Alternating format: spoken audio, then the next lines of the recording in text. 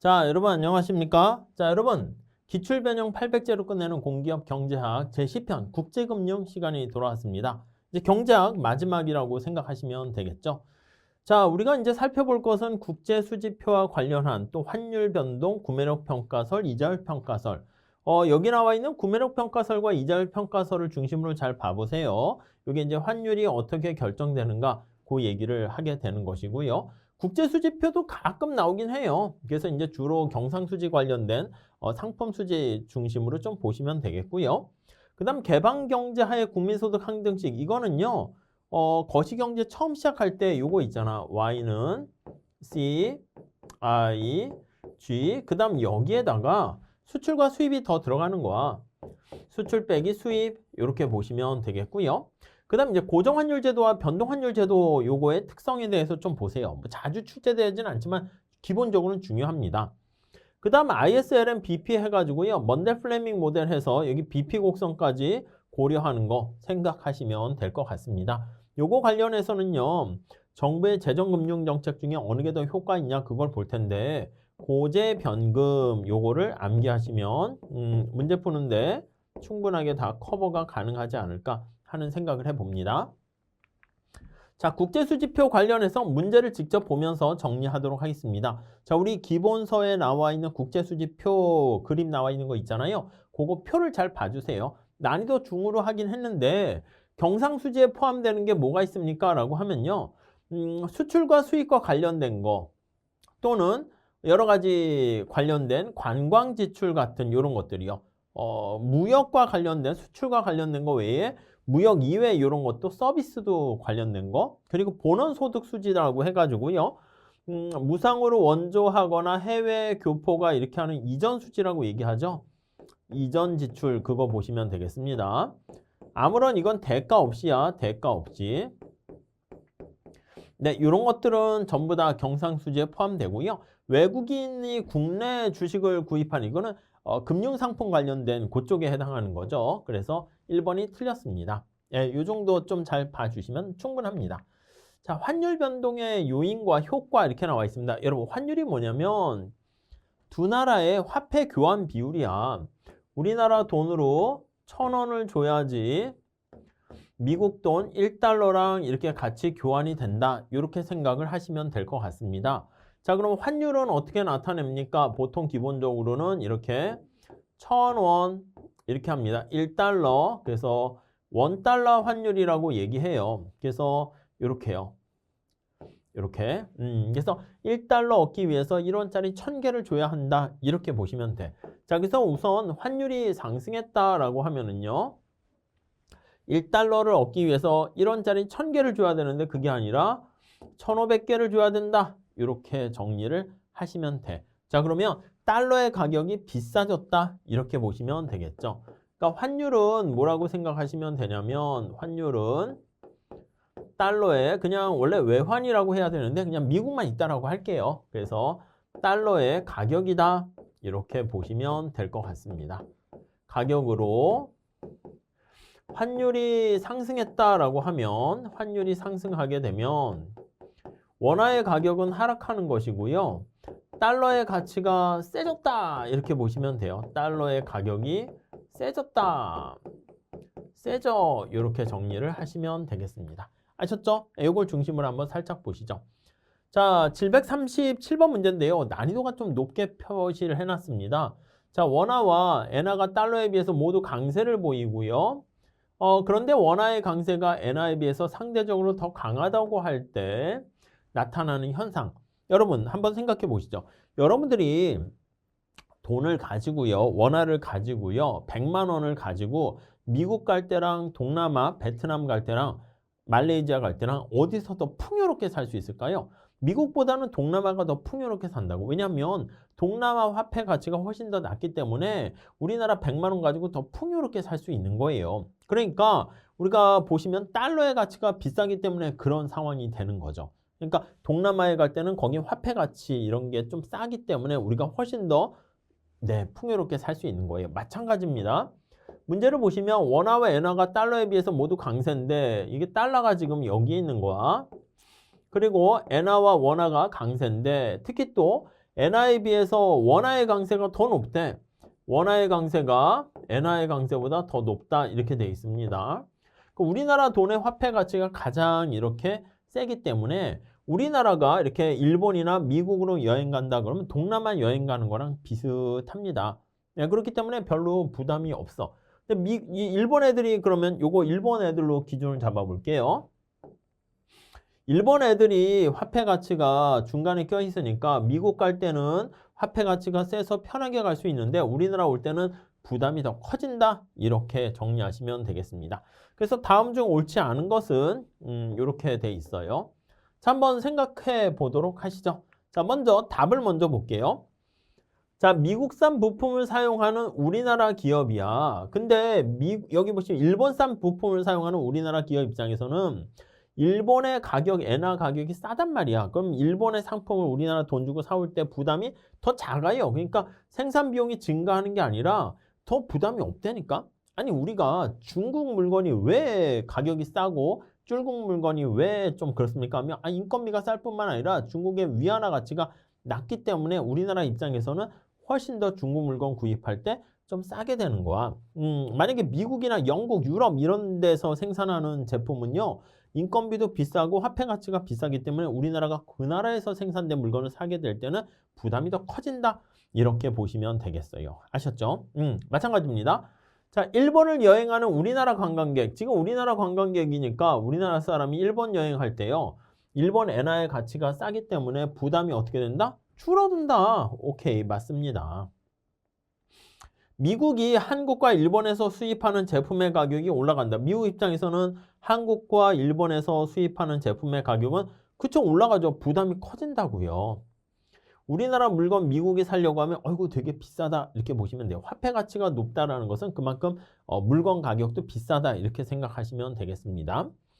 자, 미국에 수출하는 우리나라 제품의 가격 경쟁력은 그렇죠. 미국 애들 입장에서 봤을 때는 우리나라 화폐 가치가 제일 비싸기 때문에 우리나라에서 생산된 그 제품의 가격이 가장 비싸. 일본보다도. 그리고 일본도 비싸지만 우리나라 게 더 비싸다고요. 그래서 여기 보시면 일본에 비해서 가격 경쟁력은 떨어진다. 왜냐하면 더 비싸기 때문에 그렇습니다. 오케이, 이해되시죠? 엔화 표시 채무를 가지고 있는 우리나라 기업. 우리나라 기업 입장에서는요. 엔화로 표시된 거 갚아야 될 원리금 상환이 별 부담이 없다니까요. 원리금 상환은 감소하게 된다. 더 싸게 되는 거 알 수가 있습니다. 네, 이해 가세요? 요게 근데 좀 약간 난이도가 좀 있어 보여요. 그래서 화폐 가치가 이렇게 높다라는 게 무엇을 뜻하는가라고 생각을 해 보시면 되겠습니다. 요거 좀 잘 한번 음미해 보시면 좋겠고요. 그 다음 이제 실질 환율과 명목 환율과의 그 변화 나타내는 건데 우리가 환율은 앞에서 얘기한 것처럼 우리나라 상품의 가격이 1,000원이다 그러면 미국 돈 1달러 하면 요거 환율로 나타내면 이런 거죠. 우리나라 물건 가격은 외국의 물건 가격에다가 이렇게 환율로 해서 이렇게 나눠주게 됩니다. 자, 그러면 요게 환율 이렇게 돼 있잖아요. 자, 그럼 요거는 어떻게 나타낼 수 있습니까? 라고 하면 이게 P가 되고요. PF 이렇게 해서 표현을 할 수가 있게 되는 거예요. 네, 이해되시겠죠? 이렇게 정리를 하시면 되겠습니다. 자, 요게 이제 명목 환율을 우리가 변화율로 표현하려면 이렇게 쓸 수 있어요. 환율의 변화율은 요거요. P의 변화율 빼기 자, 외국의 가격 변화율 이렇게요. 이렇게 보시고 자, 우리가 실질 환율이다 하면 마찬가지인데 실질 환율은 뭘 실질 환율이라 합니까? 하면요. 이렇게 나타낸 거를 P로 나눠준 거야. P로 나눠준 걸 실질 환율로 보시면 되겠어요. 약간 요거를 P로 나눠줘요. 우리가 실질 이렇게 하면 우리가 P로 나눠주는 거 실질 임금, 실질 소득 이렇게 하잖아요. 요게 바로 우리는 실질 환율이다. 이렇게 보시면 되겠습니다. 그럼 실질 환율은 다시 한번 정리하게 되면 이렇게 명목 환율에다가 이렇게 관계식을 알 수가 있습니다. 이것도 변화율로 나타낼게요. 변화율로 나타냅니다. 자, 곱하기는 더하기고요. 나누기는 빼기로 보시면 돼. 자, 그러면 실질 환율의 변화율은요. 얘는 명목 환율의 변화율 더하기 자, 외국의 물가 상승률 빼기 국내의 물가 상승률 이렇게 돼 있습니다. 자, 그럼 여기다 값을 집어넣어 볼게요. 국내 물가가 4% 상승했고 얘가 4% 상승한 거야. 이 공식을 그러니까 알고 계시고요. 변화율로 바꾸는 것도 머릿속에 알아두셔야죠. 외국의 물가가 6% 상승했습니다. 외국의 물가가 6% 상승했어요. 네. 명목 환율이 10% 하락했어요. 하락했네. 그럼 얘가 10% 하락했습니다. 자, 그랬을 때 실질 환율은 어떻게 됩니까? 이거 그냥 보시면 되겠지. 어떻게 해요? 8% 하락하는 거지. 얘는 어떻게 됩니까? 라고 하면 마이너스 8%야. 그러니까 하락한 정도는 8% 하락했다. 이렇게 보시면 되겠습니다. 그래서 여기 나와 있는 게 우리가 지금 나와 있는 것처럼 이 변화율 공식으로 바꾸는 거에 초점 맞춰서 보시면 돼요. 이 공식 모르면 아예 문제 못 풀어요. 아셨죠? 그래서 이 환율 기본적인 내용, 명목 환율 보시고 실질 환율 보시고 변화율로 나타내는 거 보시면 되겠습니다. 자, 그다음 이제 구매력 평가서는 지금 얘기한 것처럼 그거랑 똑같습니다.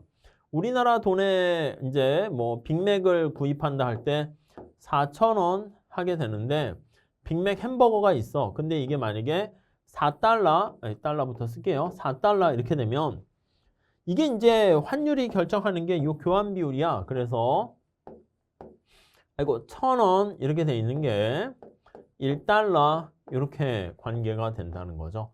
그래서 1달러가 바로 1,000원 이렇게 돼 있는 거 알 수가 있겠습니다. 이해 가시겠습니까? 그래서 만약에 이게 바로 구매력 평가설이 되는 거고요.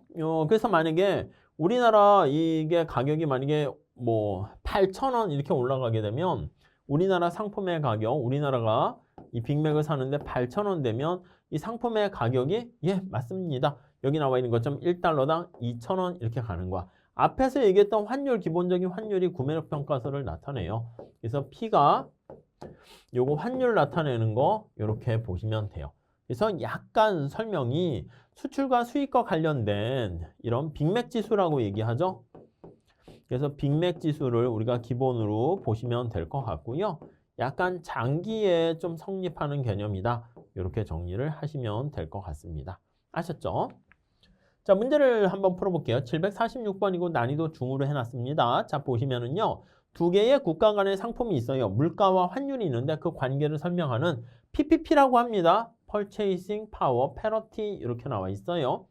가장 유효한 경우는 이것도 암기하셔야 돼. 여기 나와 있는 것처럼 일물일가의 법칙이 성립하지 않는 경우 아니에요. 일물일가의 법칙이 성립한다는 거야. 그래서 이거 일물일가는 어떤 하나의 상품이면 전부 다 가격이 똑같다 이렇게 성립한다는 거야.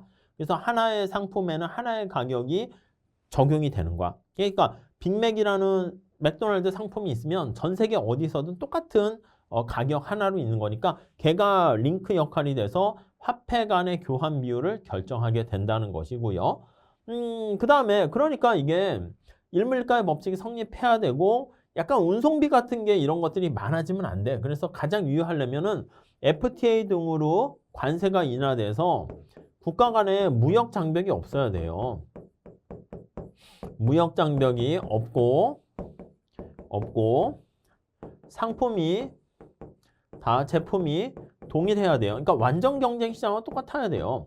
동일하고 거래하는데 관련된 비용이 없어야 돼. 거래 비용이 많게 되면은 이게 성립하지가 않게 됩니다. 거래 비용이 없고 이렇게요. 그러니까 무역 장벽이 없다라는 게 거래 비용이 없다라는 거랑 똑같은 얘기가 됩니다. 자유롭게 거래가 되는 자유무역 하에서 어느 하나의 상품이 있으면은 그때는 다 동일한 가격이 성립하는 거야. 근데 일물일가의 법칙이 성립하지 않거나 유가 상승 등 운송비가 거래 비용이 많거나 비교역제, 이건 교역제를 대상으로 합니다. 근데 비교역제가 많거나 아니면 물가지수의 품목이 되는 상품의 바스켓이 우리가 이제 하나의 상품이라고 했지만 여러 가지 우리나라 소비자 물가지수랑 미국의 소비자 물가지수 안에 들어가는 품목이 차이가 있을 수 있잖아요. 그렇게 되면은 당연히 여기 나와 있는 구매력 평가가 성립하지 않게 되겠죠. 그래서 구매력 평가설이 성립하기 위한 뭐라고 할까? 가정이라고 할까?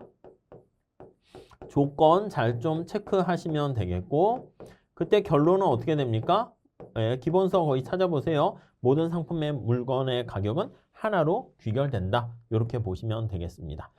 자, 구매력 평가설과 비교되는 게 이자율 평가설이야. 이거는 기본적으로 우리나라 이자율과 해외 이자율은 같아져야 된다.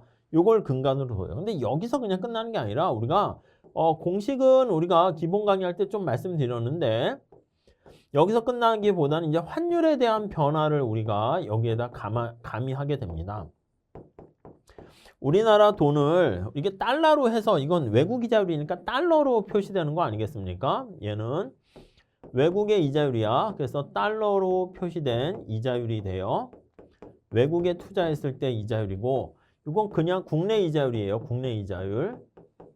그러니까 두 개 이자율은 같은데 사실은 보면은 달러냐 원화냐 그것도 봐야 된다고. 그렇기 때문에 이 공식을 암기하셔야 돼요. 국내 이자율은 해외 이자율에다가 더하기 여기 보시면 환율 지금 현재 환율이고 미래의 환율이요. 이게 T 플러스 1의 예상 환율이야. 빼기 환율 요거요. 이거 암기하셔야 됩니다. 자, 우리가 이제 여기서 보는 거는 어떤 걸 얘기해요? 우리의 관심사 요거는 얘와 얘 지워지니까 여기에 초점 맞추시면 돼요. 그러면 우리나라 이자율과 어떤 관계입니까? 하면 얘가 떨어지게 된다라고 하면 얘는 올라가게 되는 거야. 이해 가시죠? 그래서 국내 이자율이 떨어지게 되면 환율은 반대로 작동한다라는 거 암기하시고 요 공식 암기하는 게 중요해요. 그래서 공식을 암기하자.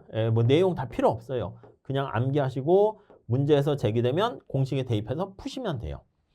자, 이게 대표적인 문제입니다. 756번 문제인데 난이도 상으로 해놨습니다. 한국과 미국 간의 이자율 평가설이 성립하는데 현재 한국의 명목 이자율이 2%고요. 미국의 명목 이자율이 1%야. 예상 환율이 1달러당 1212원일 때 현재 환율은 이렇게. 원래 이제 여기 보시면 피셔 가설이 성립한다는 가정하에 얘기해요. 그래서 저는 이렇게 썼어요. 이렇게 미국의 환율 플러스 외국의 환율이죠. T 플러스 1기의 환율에다가 T기의 환율, 그 다음에 T기의 환율 이렇게요. 그래서 이게 만약에 이자율 평가설이 이제 성립하게 되는 건데 원래는 이게 이자율이 거래되는 거니까 I라고 해서 명목 이자율을 원래 쓰는 게 더 정확해. 근데 물가 상승률을 감안해서 피셔 가설이라고 기억나시죠? 그거 피셔 가설 있잖아. 명목 이자율은 실질 이자율과 물가 상승률 이게 성립한다는 가정하에서 그냥 실질 이자율로 이렇게 쓴 거예요. 자, 주어진 값 뭐 그냥 대입 그냥 하시면 되겠습니다. 물가 상승률은 양쪽에 빠지기 때문에 그렇습니다. 자, 그래서 그냥 이자율 R이라고 쓰시면 된다고. 자, 한국의 이자율이 여기에 2%라니까 2%. 미국의 이자율이 1%. 예상 환율이 이게 1212원이야. 1212원. 이렇게요. 그럼 얘 여기 보시면 요거 나와 있잖아. 요거 정리하시면 되겠죠. 이거 계산하시면 1200원 이렇게 나오게 됩니다. 그러니까 이건 여러분들이 한번 해보세요.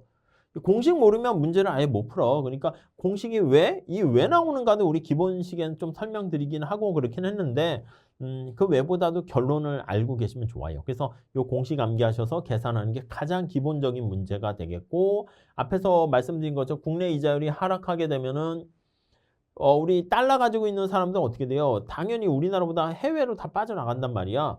그러면 국내 이자율이 하락하게 되면 환율 변화할 때 우리 말씀드렸는데 국내 이자율이 하락하면 달러가 유출돼서 나갑니다. 유출돼서 밖에 나가면 당연히 달러의 가치는 올라가게 돼서 환율은 올라간다. 이렇게 보시면 돼요. 얘는 얘와 지워지는 거야. 아시겠죠? 그래서 요거 이게 1 해서 없어지잖아. 얘는 의미 없어요. 그러니까 지우지 마시고 완전 지우는 게 아니라 의미 없다. 이렇게 보시면 되겠습니다. 그래서 환율은 이자율과 마이너스 관계 이렇게 정리하시죠.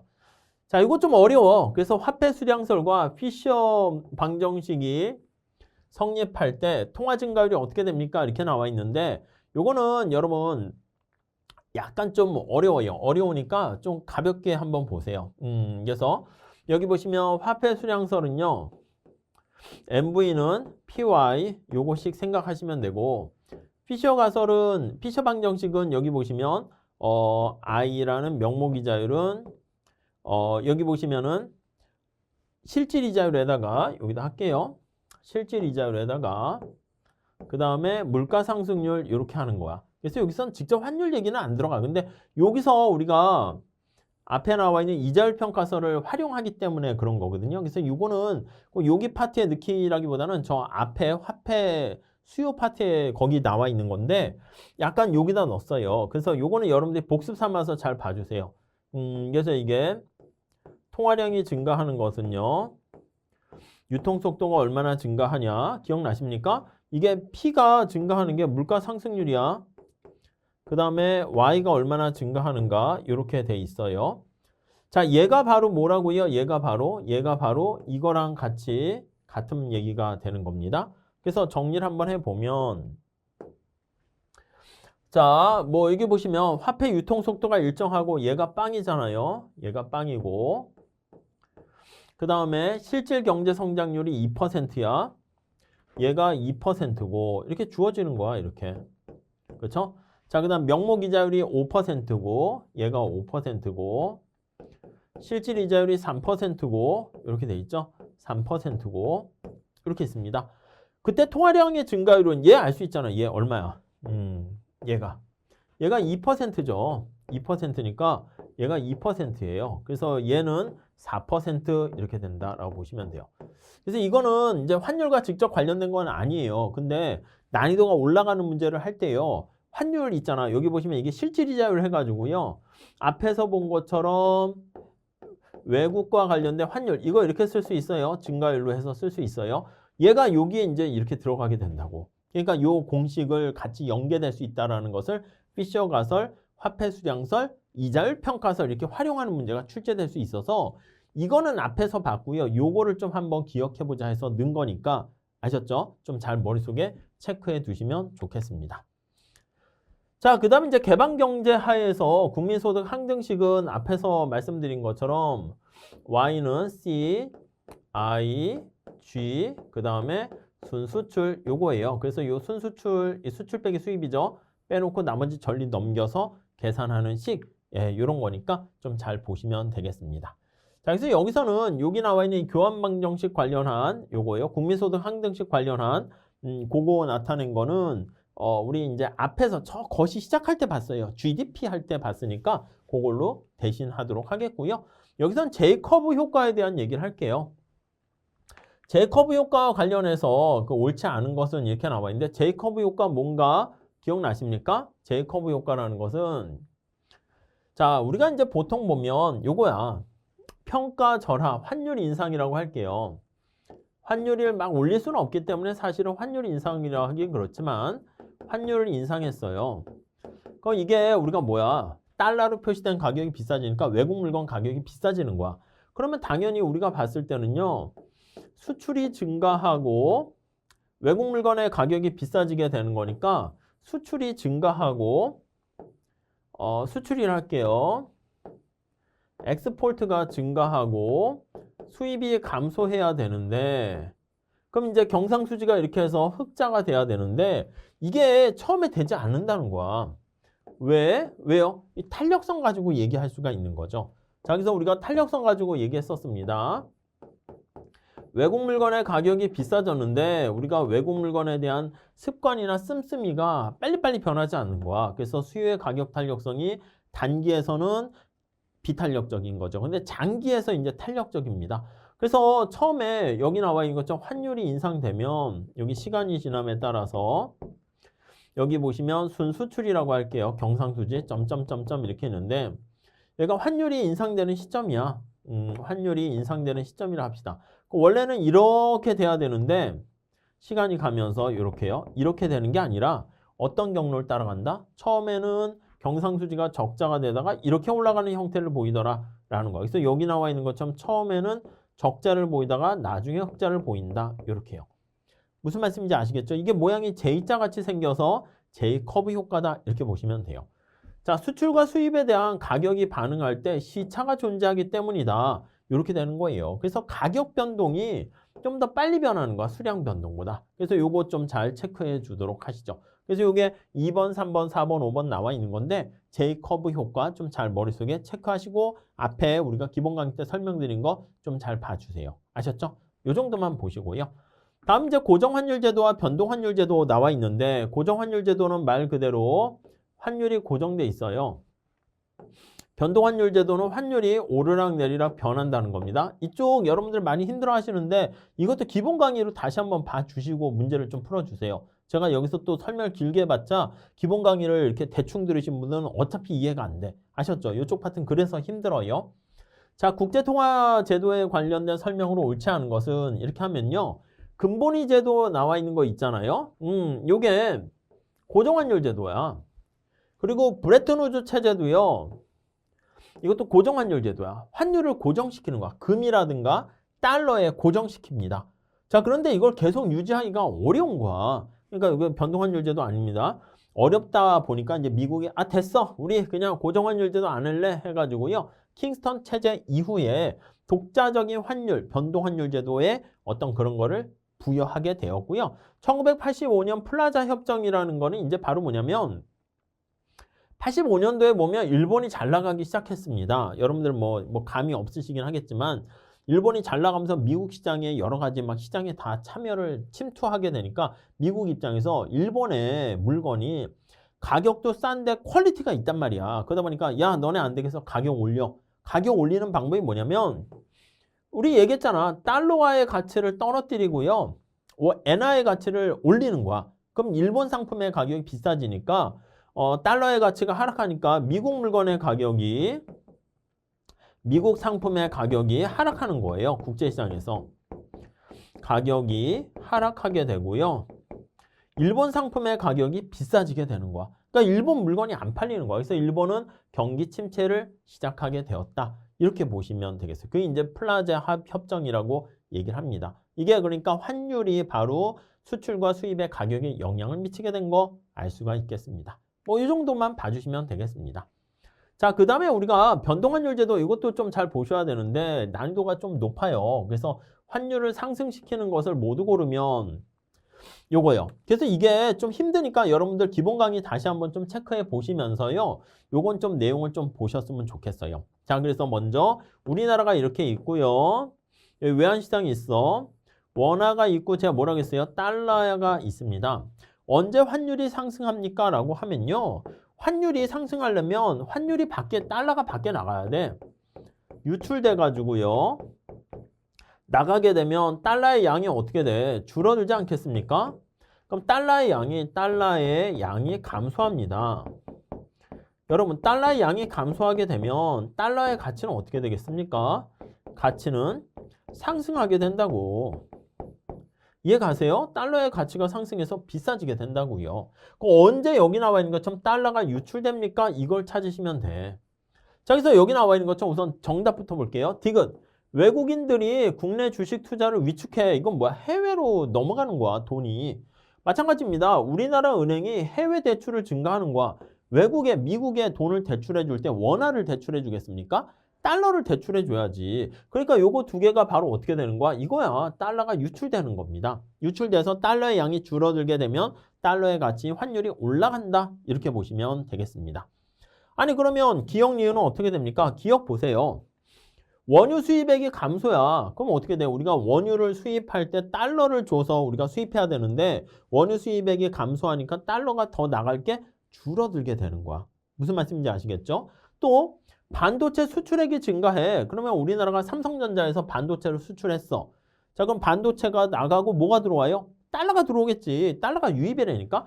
얘네들은요. 달러가 나가는 게 덜 나가거나 해서 달러가 유입되었다. 이렇게 보시면 되겠고 얘네들은 어떻게 해요? 달러가 유출돼서 나갔다. 여기에 초점을 맞춰서 비교를 하시면 되겠습니다. 아시겠죠? 그래서 변동환율 제도에서는 환율이 변하게 되는데 달러가 밖으로 나가느냐 아니냐 그걸 가지고 정리를 하시면 될 것 같습니다.